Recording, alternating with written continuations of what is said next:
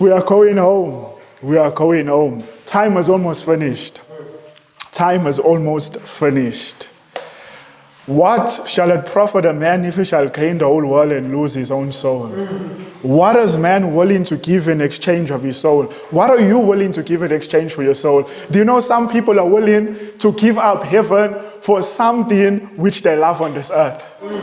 Sometimes people, they say, if God requires me to change that, then I'm not interested in heaven then. If God requires me to reform on that, then maybe the requirements of the gospel is too much. Or if God requires me to stop eating that, then maybe the requirements of the gospel is too much. Do you know the rich man that came to Jesus, that rich young ruler that came to Jesus? Do you know that Jesus never played games with him? Jesus never played games. See, Jesus could have said, come and be my disciple. Just like that, come in. And that young man eventually would have just been lost. So in order to save the young man a journey, which at the end is still going to be lost, Jesus made it pointed right at the beginning.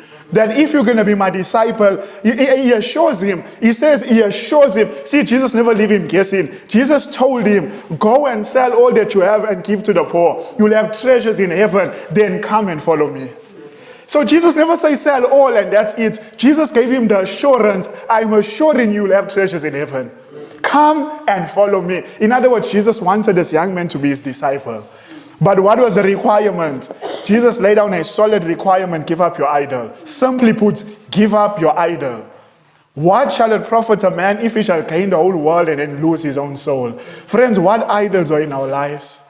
What idols are standing between us and Christ? Some of us, it's the cell phone. Some of us, it's TikTok. Some of us, it's our perverted diet. Some of us, it's our dress. Some of us, it's our anger and impatience that are standing between us and Christ. What is it, friends, that is standing between you and Jesus? What shall it profit a man to gain the whole world and then at the end be found lost? You know what's worse than even that man? You know what's worse even than that man? That he sells his soul to the devil, gets all the treasures he's lost. That's a sad thing. And you know what the Bible says? The Bible says in Hebrews 11, we studied it a couple of days back, Hebrews 11, 24, 25, that Moses, it says he chose rather to suffer affliction with the people of God rather than to enjoy the pleasures of sin for a season. How long can you enjoy sin? Only for a season. You know what that means? A season comes and a season goes. There's no season that it lasts forever. It comes and it goes. The Bible says, now that is a sad thing, let me say, for a man to sell his soul. Do you know inspiration says every day there's bargains being made, men are selling their soul. Every day, she says some for worldly fame. She goes through the list and everything, men, she goes through the list, they're selling their souls.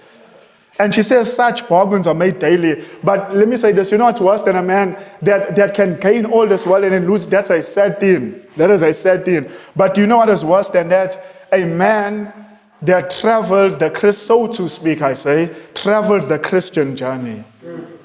So to speak, travels the Christian journey. And at the end, the gates of heaven are shut against him. Do you know that's more sad than a man that just lived a worldly life? Imagine you don't have best of both worlds. You never experience true holiness and righteousness, the peace and joy of the Lord, but at the same time, you never fully experience the pleasures of the world. You get neither best of both worlds, and then you are found wanting and lost. I tell you, that is more of a sad condition than a man that is fully a worldling. And that's why Jesus says to the Laodicean church, he says, I wish you were cold or hot. But because you are lukewarm, you neither fully for me, neither are you fully for the world. He says, I'm going to spew you out of my mouth. In other words, it's best you are full-blown worldly or fully serving me than to be a lukewarm Christian. He says, such people make me, when somebody vomits, spews, you know what that means? That person is sick. You know what Jesus is saying indirectly? You make me sick. The loving Jesus tells us, this lukewarm state makes me sick. You know what it means to be lukewarm? You've never fully gained victory over that thing. You are for 20, maybe some of us not 20 years, let's break that down. For 8 years, we are still struggling with the same thing. Can't be, friends. We are not saying you never make mistakes, but you can't be struggling with the same thing 8 years now. 7 years struggling with the same thing. You know what that indicates? I am not growing spiritually. I'm on the verge of spiritual death. Do you know some of us, we are connected to Jesus outwardly based on John chapter 15, but inwardly we have no connection. Someone says, I'm a present truth ministry. I come to a present truth ministry. I listen to present truth messages. I'm a part of the Seventh-day Adventist Church. That's an outward connection. Outward connection. What's the evidence that I'm truly connected to Jesus? Not my profession.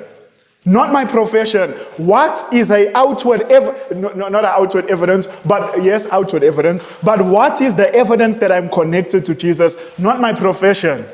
Not because I attend some present truth ministry, not because I attend the Seventh-day Adventist Church, because outwardly Jesus says there can be a connection. Outwardly, but inwardly there's no connection. Do you know it's possible something can be outwardly connected but no connection? Look, some branches can be outwardly connected, but do you know how you know that thing is not truly connected or lost its connection? When it's not bearing fruit. All other branches are bearing fruit, but this branch is not bearing fruit. Then you must understand that this branch outwardly is connected, but inwardly there's no connection. And what I'm saying, friends, if our Christianity is, because in the natural order of things, I'm just saying in the natural order of things, what makes a lukewarm Christian is that over time, sometimes we come in very zealous in the truth. But as time elapses, so to speak, we almost settle down to think maybe I was a bit too zealous. If I can look back in my Christian experience and say that there was some portion in my Christian experience that I loved Jesus and I had a richer experience, that means I've lost my first love. You understand what I'm saying? If I can point back in my past and say that this was the best experience of my Christian journey, meaning that at this place I